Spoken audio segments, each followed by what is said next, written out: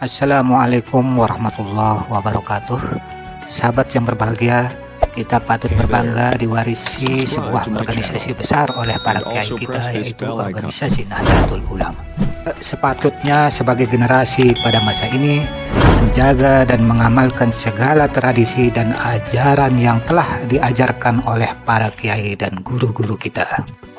Oleh karena itu, pada kesempatan ini saya akan mengulas sedikit sejarah lahirnya Nahdlatul Ulama yang akhirnya menjadi organisasi besar di Nusantara.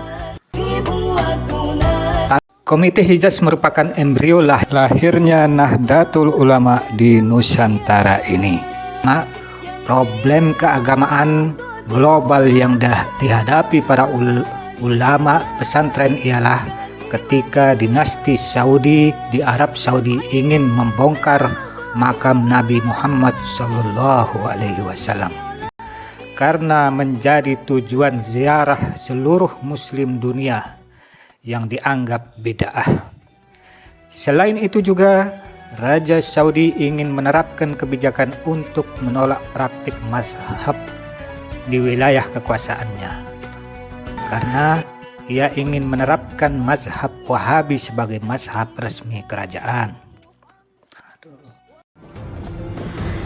Dalam hidup ini, ada hal-hal yang bisa kita bicarakan, bahkan bisa kita kompromikan. Tapi, kalau sudah menyangkut soal akidah, itu tidak bisa diganggu-gugat. Allahu Akbar!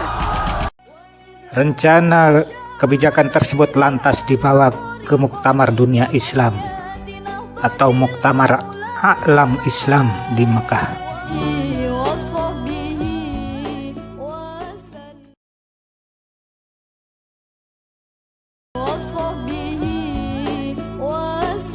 Bagi ulama pesantren, sentimen anti mazhab yang cenderung Puritan dengan berupaya memberangus tradisi dan budaya yang berkembang di dunia Islam menjadi ancaman bagi kemajuan peradaban Islam.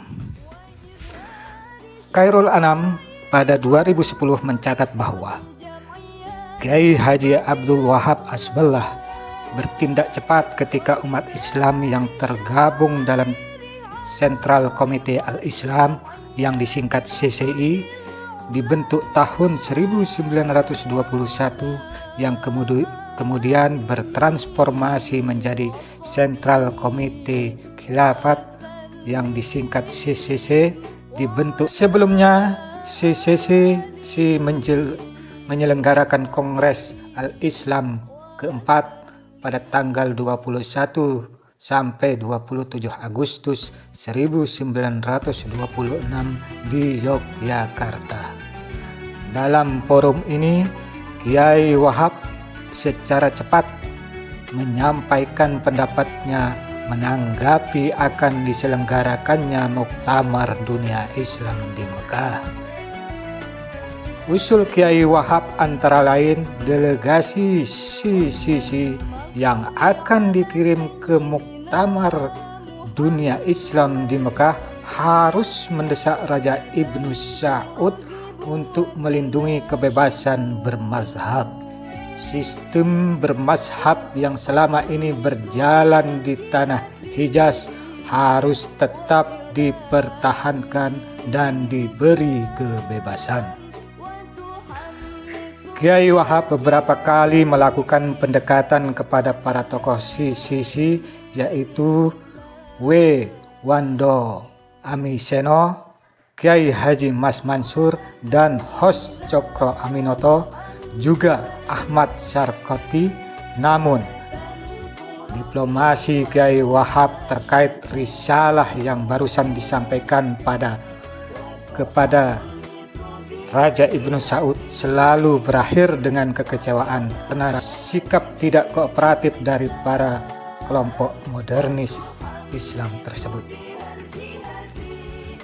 Hal ini membuat Kiai Wahab akhirnya melakukan langkah strategis dengan membentuk panitia tersendiri yang kemudian dikenal dengan nama Komite Hijaz pada Januari 1926. Pembentukan Komite Hijaz yang akan dikirim ke Muktamar Dunia Islam ini telah mendapat restu dari Kiai Hasyim Asy'ari.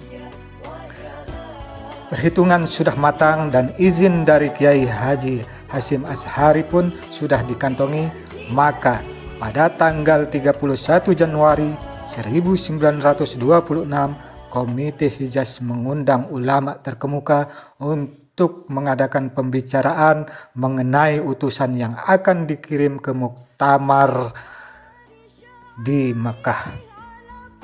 Para ulama dipimpin Kiai Haji Hasyim Asy'ari datang ke Kertapaten, Surabaya dan sepakat menunjuk Kiai Haji Raden Asnawi Kudus sebagai delegasi Komite Hijaz. Namun setelah Kiai Haji Raden Asnawi terpilih, timbul pertanyaan siapa atau institusi apa yang berhak mengirim Kiai Haji Asnawi, karena kalau dengan memakai institusi negara Indonesia belum lahir pada saat itu. Maka lahirlah Jam'iyah Nahdlatul Ulama, di mana nama ini atas usulan dari Kiai Haji Mas Alwi bin Abdul Aziz pada tanggal 16 Rajab 1344 Hijriah, bertepatan dengan tanggal 31 Januari 1926.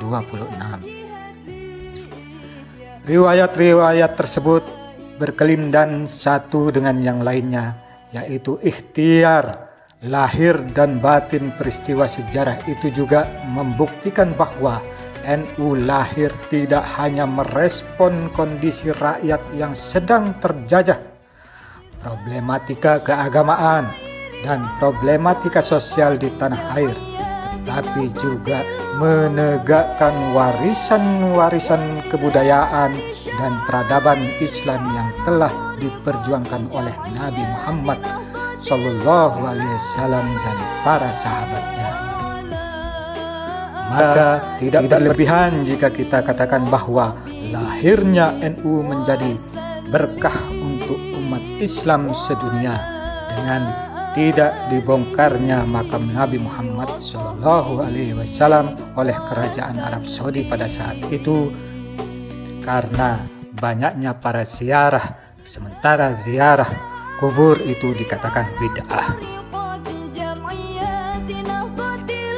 31 Januari 2022 Nahdlatul Ulama berusia 96 tahun dalam hitungan tahun Masehi, sedangkan pada 16 Rajab 1443 Hijriah mendatang NU menginjak umur yang ke-99 tahun.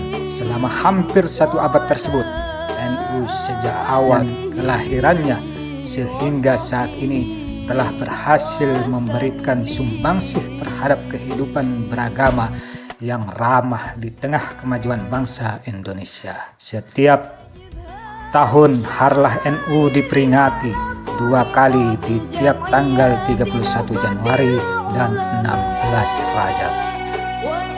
Demikian ulasan singkat sejarah lahirnya NU yang bersumber dari NU Online. Wallahul muwaffiq ila aqwamit thoriq. Wassalamualaikum warahmatullahi wabarakatuh. Hey there. Subscribe to my channel. And also press this bell icon.